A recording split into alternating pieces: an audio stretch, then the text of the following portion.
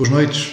Então encontramos para hoje acompanhar a carta à Igreja de Sardes. Colocamos-nos na presença de Deus. Em nome do Pai, do Filho e do Espírito Santo. Sede de sabedoria, rogai por nós. São João Evangelista, rogai por nós. São João Paulo II, rogai por nós.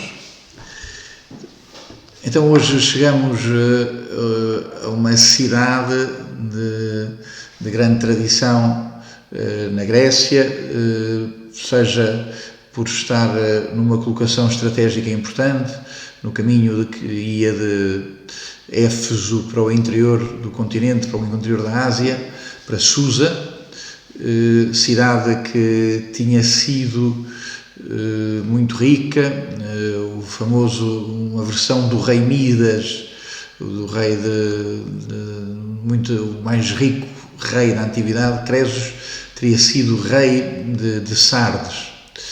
A palavra Sardes poderá ter dado origem também à palavra sardónica, que é uma pedra semi-preciosa, ou também referida no Apocalipse, uma pedra da família da Calcedónia, que por sua vez é um quartzo e que é referida elogiosamente neste livro da Bíblia.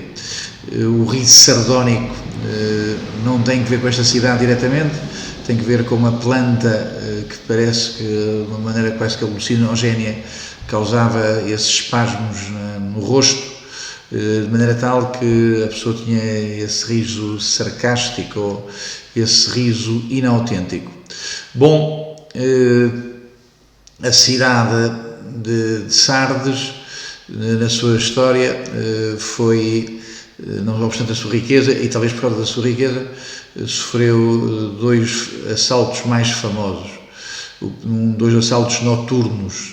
Vangloriava-se de ser um lugar muito seguro, um lugar inexpugnável, e o famoso rei Ciro, por volta do século VI, 516, se bem me lembro, assalta a cidade e, portanto, vence a sua inexpugnabilidade, que estava colocada numa encosta que tornava muito difícil ser assaltada.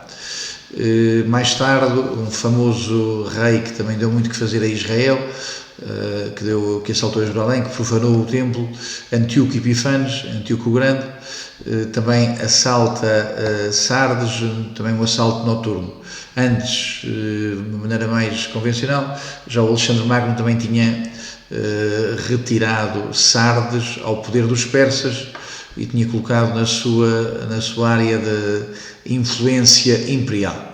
Bom, então, uma nota importante, uma cidade associada a uma defesa, a estar muito bem defendida, que ninguém lhe podia vir fazer mal, uma cidade muito rica e uma cidade cujo nome, associado a esta pedra brilhante, o próprio nome da cidade poderá querer dizer isto. Sardes quer dizer brilhante. E já aí há qualquer coisa de irónico na maneira como São João se coloca perante esta cidade. Esta cidade que é brilhante no seu nome e na sua história, é uma cidade esquálida, uma cidade enganosa, falsa, ao nível da fé. Bom, o que é certo é que a vida cristã se afirmou neste lugar.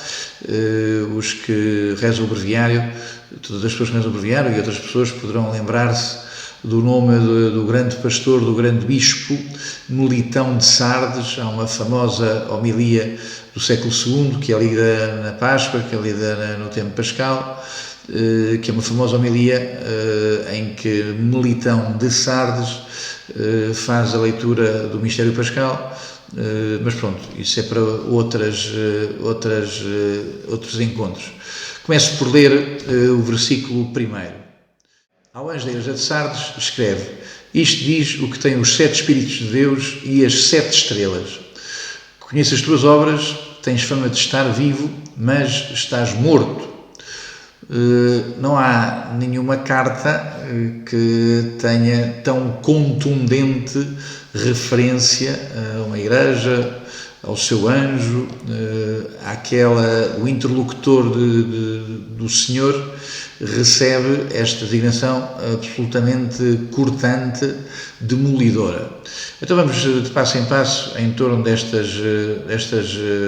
primeiro versículo.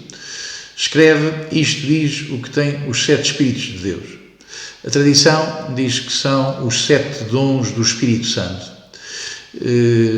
Ninguém tem a plenitude do Espírito Santo, mas o Espírito Santo dá-se em 7 modalidades, dá-se em 7 dons. O único que tem a plenitude do Espírito, que tem os 7 dons do Espírito consigo, não é ele, mas tem estes dons. Ele não é os 7 dons, mas tem os 7 dons, é o Senhor Jesus. No final do Evangelho de João, quando Jesus morre na cruz, João tem o cuidado de dizer que Jesus expirou, a palavra podia ser parecida, mas diz que o Senhor entregou o Espírito. Ora bem, este Senhor que tem a plenitude do Espírito, entrega às igrejas, tem para as igrejas estes dons, o dom da plenitude da vida espiritual, que é o dom da comunhão com o Espírito Santo. Ele tem estes 7 Espíritos e tem estas 7 estrelas.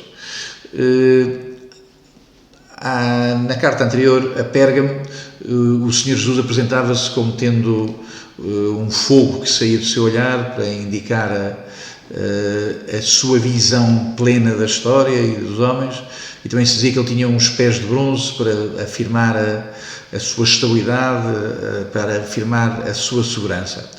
Hoje, o que a carta de Sardes se afirma é de outra ordem, é para dizer que Jesus também é o mediador de todos os espíritos, de todos os dons. No credo nós dizemos que acreditamos no Senhor, acreditamos que Jesus é o Filho de Deus e dele procede, e portanto, e por ele procede o Espírito Santo.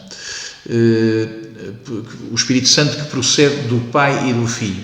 Então aqui está, os dons que procedem do Pai e do Filho chegam aos homens através desta luz que Jesus tem para as igrejas. Já tínhamos encontrado esta referência às 7 estrelas, esta luz que atravessa a noite é uma luz que nos é trazida por Jesus.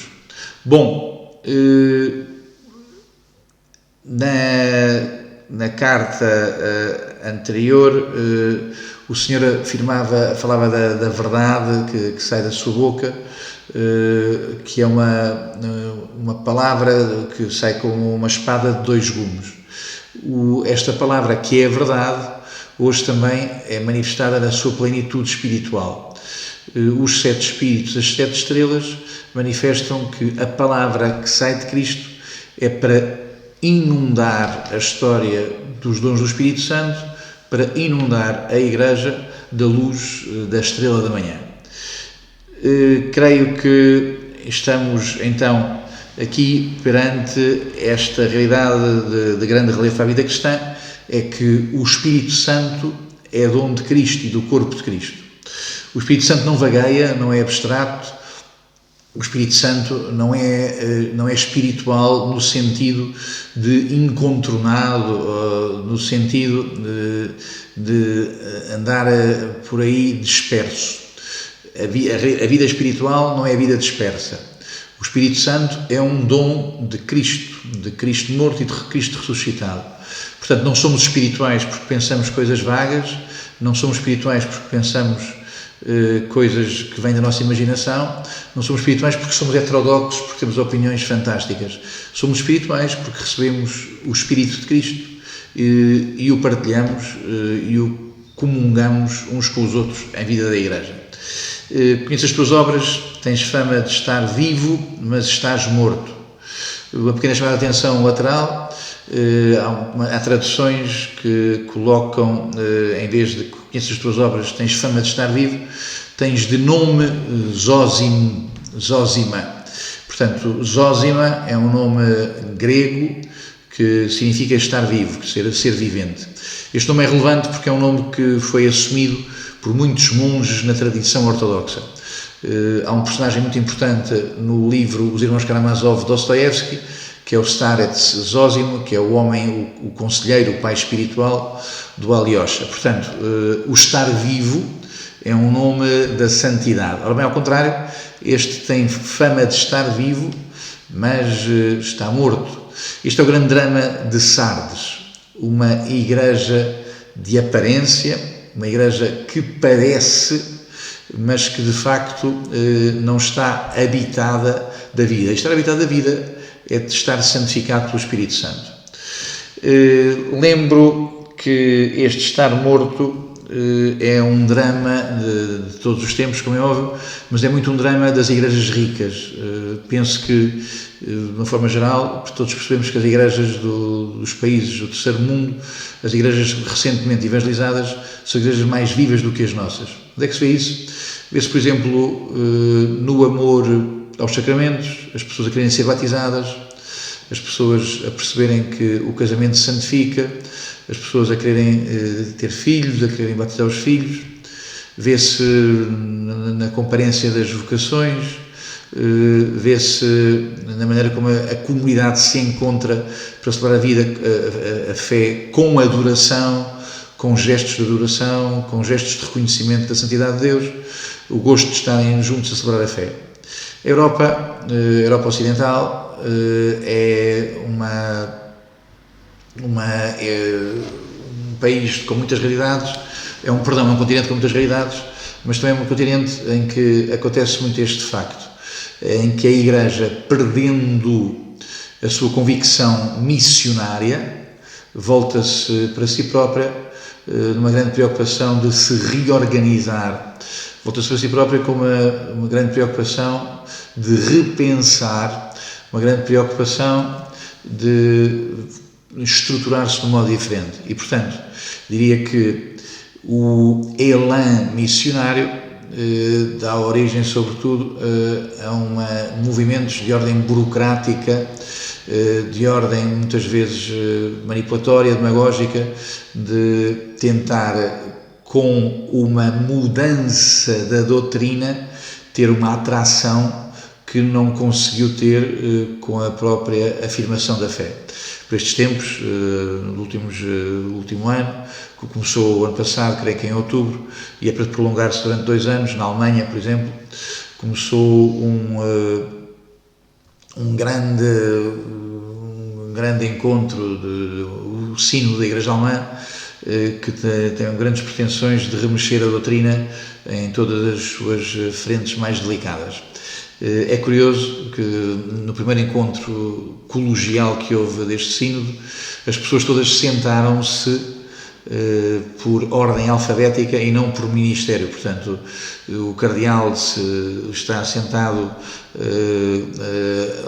na letra R, antes a letra P, depois a letra S, e, portanto, esta maneira aparentemente muito democrática das pessoas se colocarem, como é óbvio, é uma demissão da missão que lhes foi dada. Aos cardeais da Alemanha, foi-lhes dada uma missão que não é propriamente a de ser uma cabeça, um voto.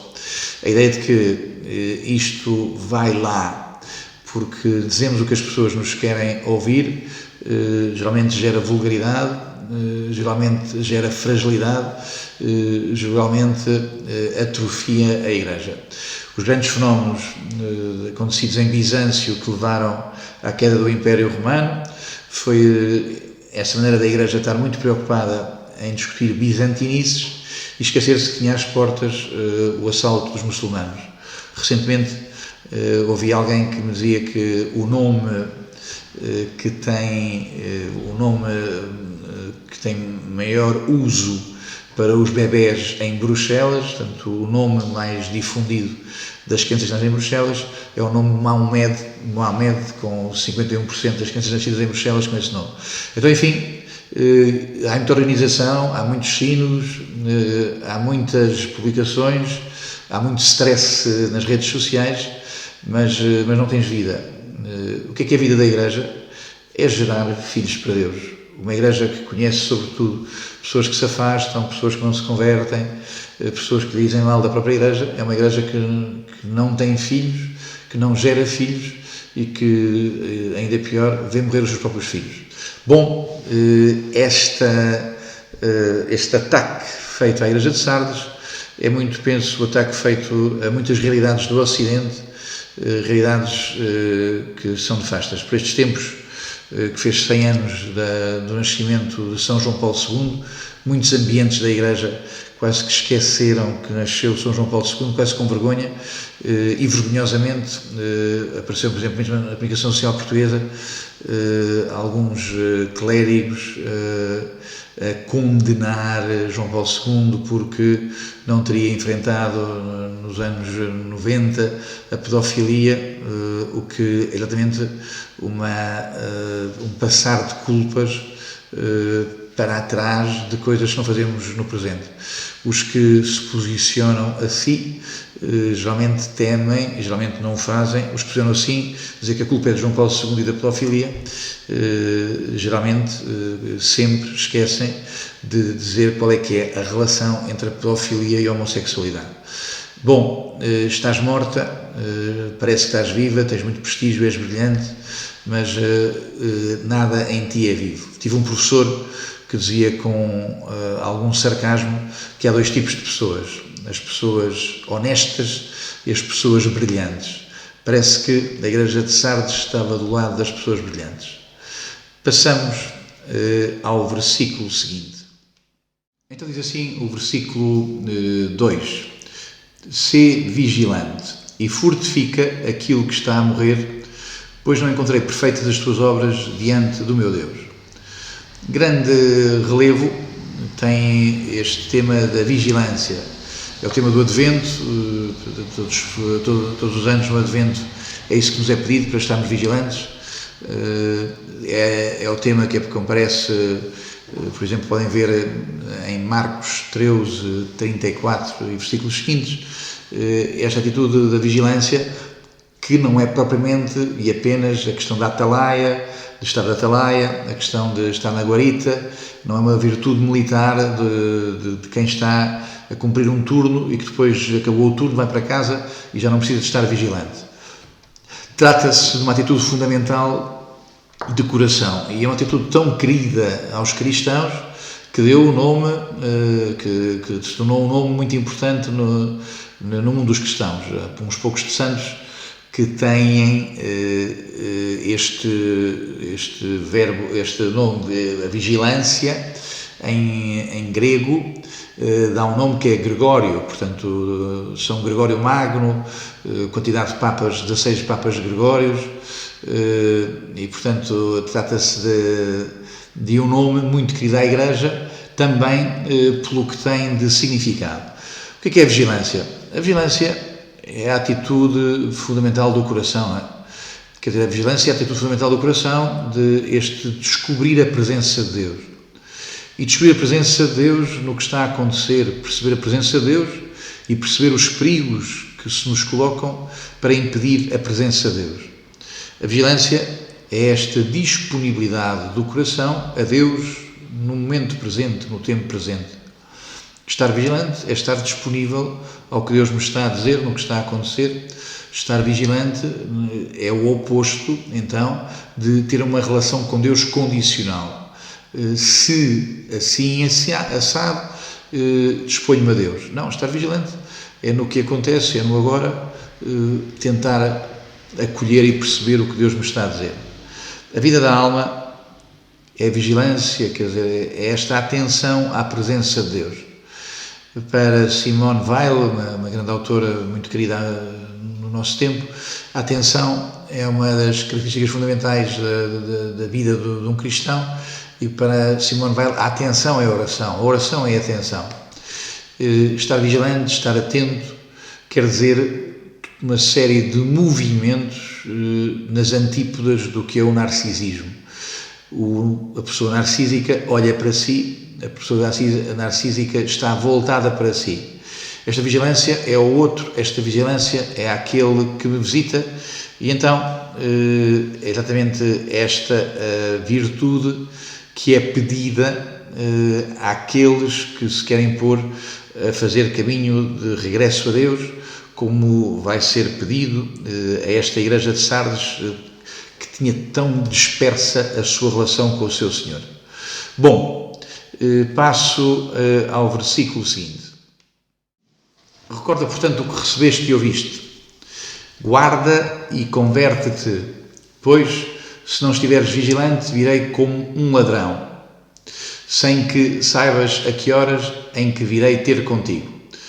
Bom, temos aqui assim algum vocabulário de grande relevo na Sagrada Escritura, de grande relevo no nosso percurso de abertura a Deus. Antes de mais, estes 3 verbos que são colocados como convite a um percurso de conversão em torno das 3 atitudes a que estes verbos convidam. Primeiro, recorda. O recordar é o trazer ao coração.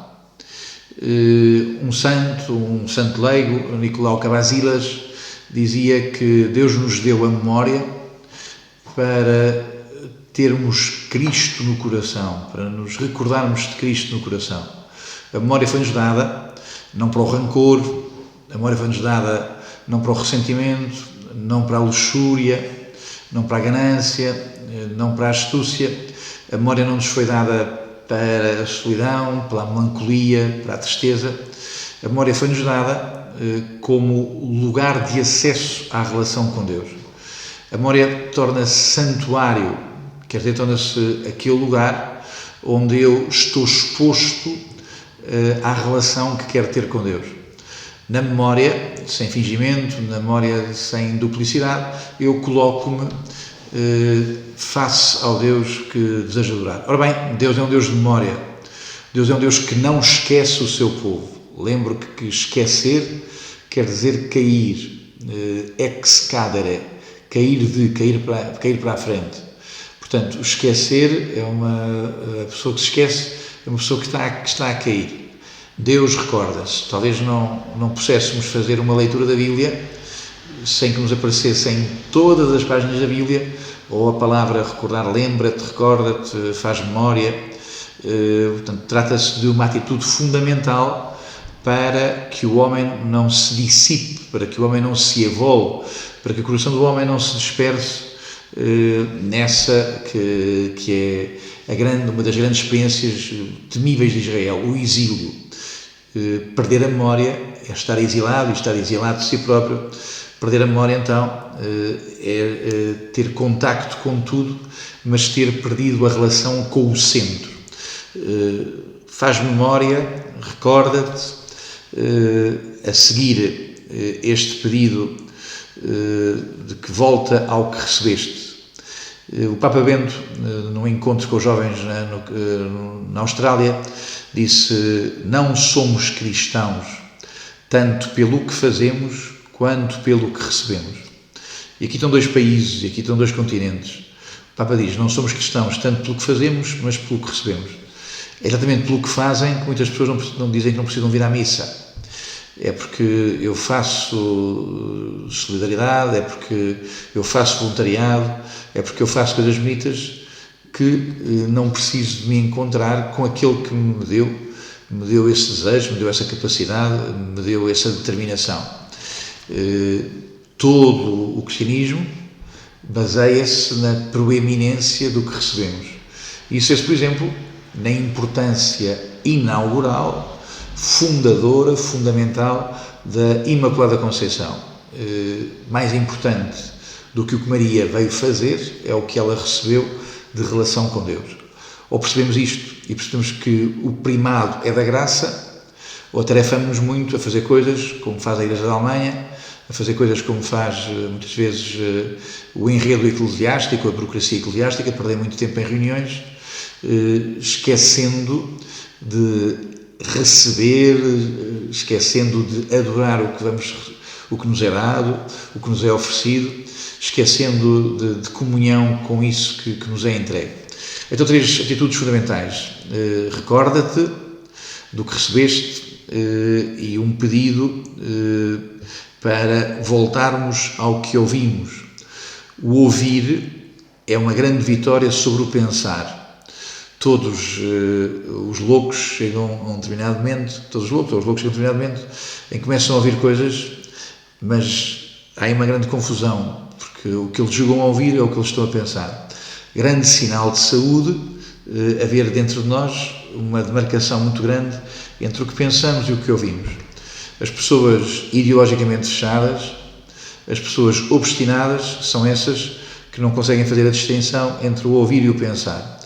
Que o que ouvimos, e o que ouvimos é uma palavra de Deus, uma palavra de salvação, uma palavra que não foi reduzida ideologicamente, uma palavra que não foi amputada pelos nossos calculismos, que não foi amputada pelos nossos negócios espirituais. Então, a palavra que ouvimos torna-se uma palavra que é a luz para os nossos caminhos, como diz o Salmo. Vou chamando também a atenção para que este recordar aparece 21 vezes no Novo Testamento, sendo que apenas 3 vezes no Apocalipse. Aqui, onde agora o encontramos, também em 2:5 e em 18:5. Em 18:5 é curioso porque é um texto mais curioso ainda, porque o que se fala é da memória de Deus. Avanço para este outro tema muito importante das Escrituras nos textos joânicos e que aparece aqui assim de uma maneira singular. Nas traduções aparece geralmente recorda o que recebeste e ouviste, guarda-o. Agora o texto original aparece sem complemento, aparece sem pronome. Diz guarda. É um imperativo, é um absoluto. É preciso guardar isto que... É isto que é preciso guardar. Não é preciso mais nada. É isto que é preciso guardar. Recordar o que recebeu e ouviu, é isto que é preciso guardar, sem mais nenhuma determinação. Guardar é um verbo muito importante em São João, guardar os mandamentos nas cartas. Este guardar aparece esta única vez de um modo imperativo, tanto é o relevo que tem. Bom,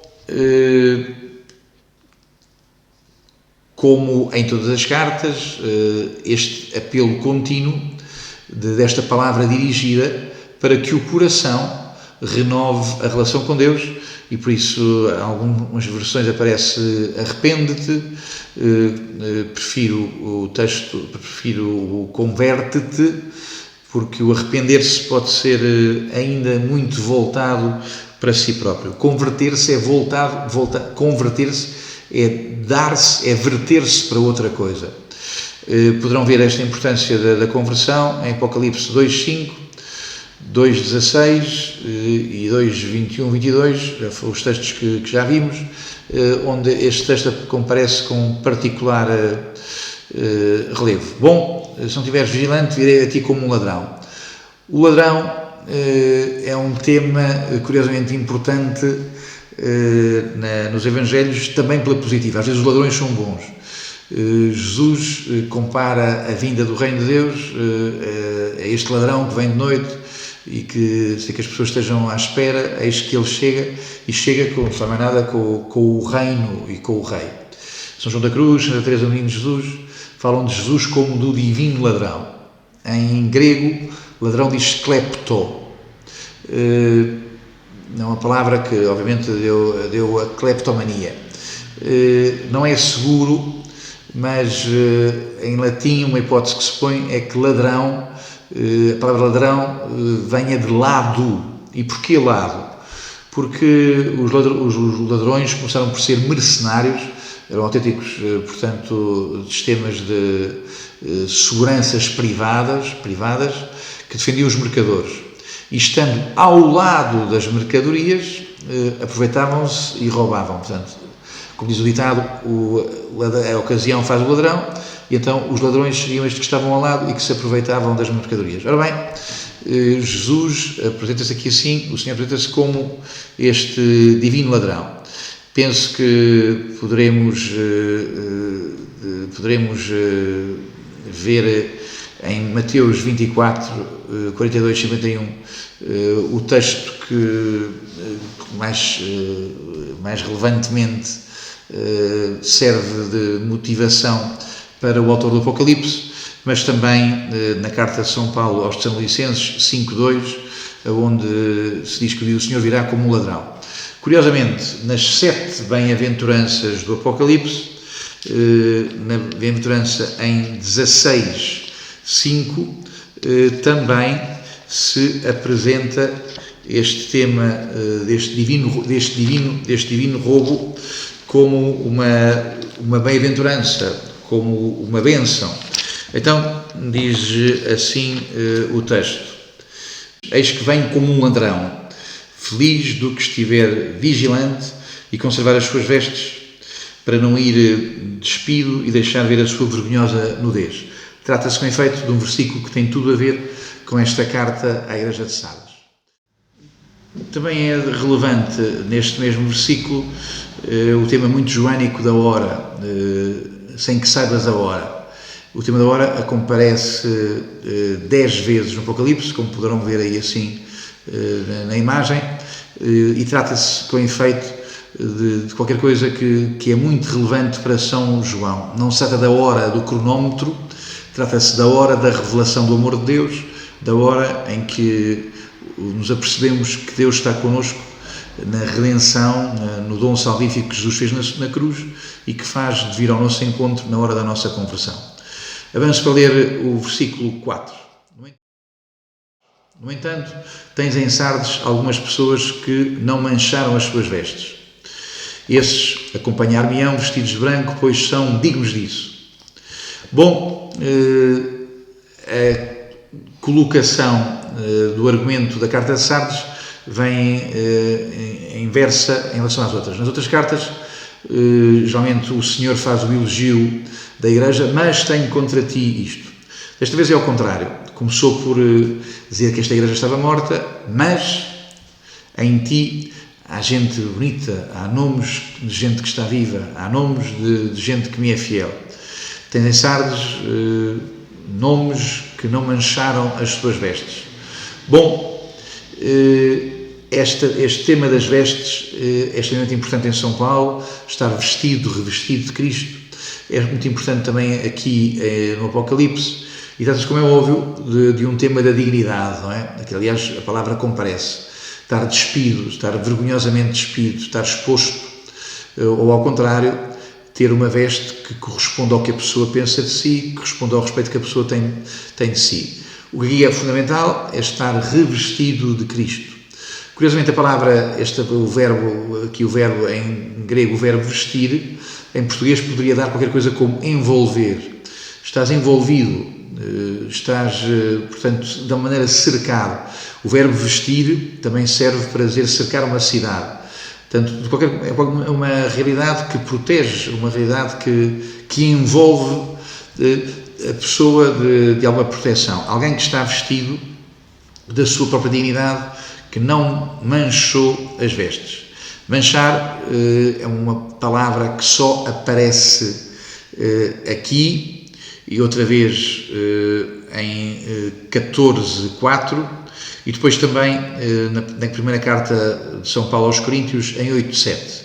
Este manchar, como é óbvio, e este vestir lembra-nos o pecado original em que o Adão e a Eva estavam nus, despiram-se, ficaram à espera do batismo de Cristo e estavam então manchados daquele gesto em relação a Deus que se chama orgulho, que se chama soberba e que os impediu, que se tornou mácula, que os impediu daquela comunhão que Deus queria dar aos homens no jardim e que é restaurada na ressurreição do Senhor. Bom, então estas pessoas que não mancharam as suas vestes, estes são os cristãos que nas situações mais difíceis, nas situações de maior perseguição, no entanto, não deixam de dar testemunho de Cristo. Bendito seja Deus pelas pessoas que, em realidade, tantas vezes estão duras, na doença, na falta de trabalho, na injustiça, na maledicência, mantêm a atitude da fé, mantêm a atitude do testemunho, mantêm-se vestidas da dignidade de Cristo. Estas vestes, estes não se acharam, mas que estão vestidos de branco, lembro que a cor branca para o Apocalipse é a cor da ressurreição. Poderemos ver estas vestes brancas aqui assim, 3, 4, 5. Também os anciãos em 4:4 estão vestidos de branco.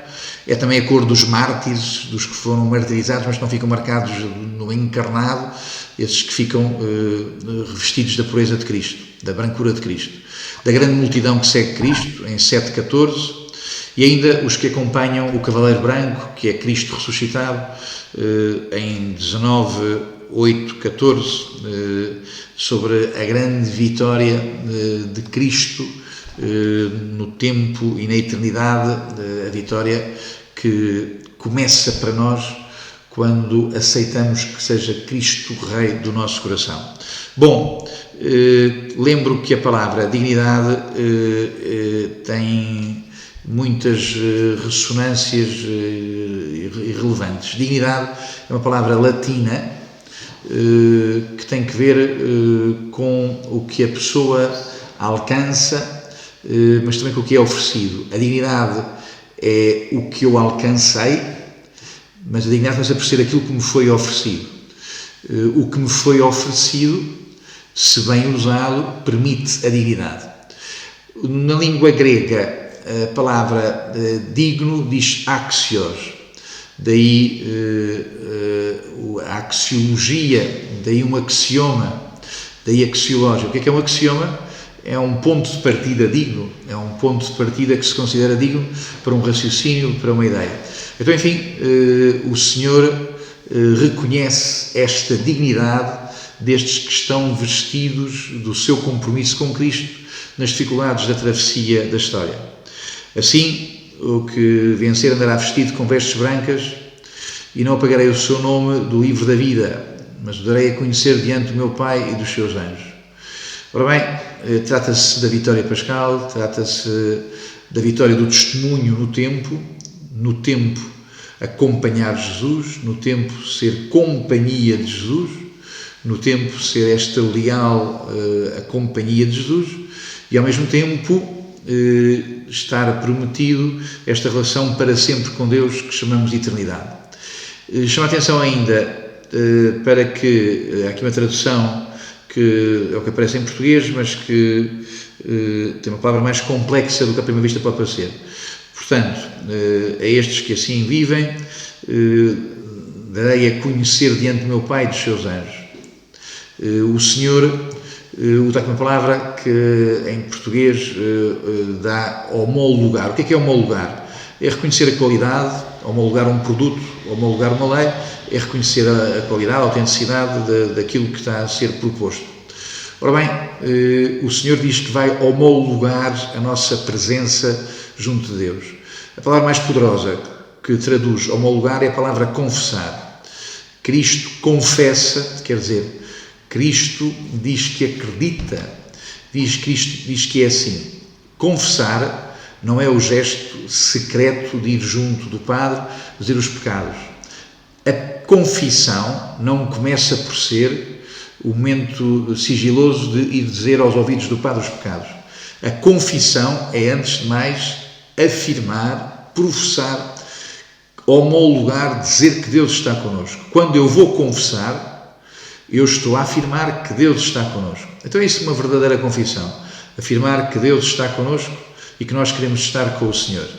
Pois bem, este Cristo que homologa, este Cristo que confessa, este Cristo que nos testemunha perante o Pai que somos seus, que este Cristo tenha em nós, então, na travessia da nossa vida, pessoas não mortas, mas vivas, pessoas vivas da vida que nos vem por o recordarmos, por não desperdiçarmos o que recebemos, por ouvirmos e, portanto, estarmos revestidos desta brancura que é a da lealdade da nossa fé, da nossa esperança e da nossa caridade com a vida que Cristo nos deu. Muito boa noite, muito obrigado.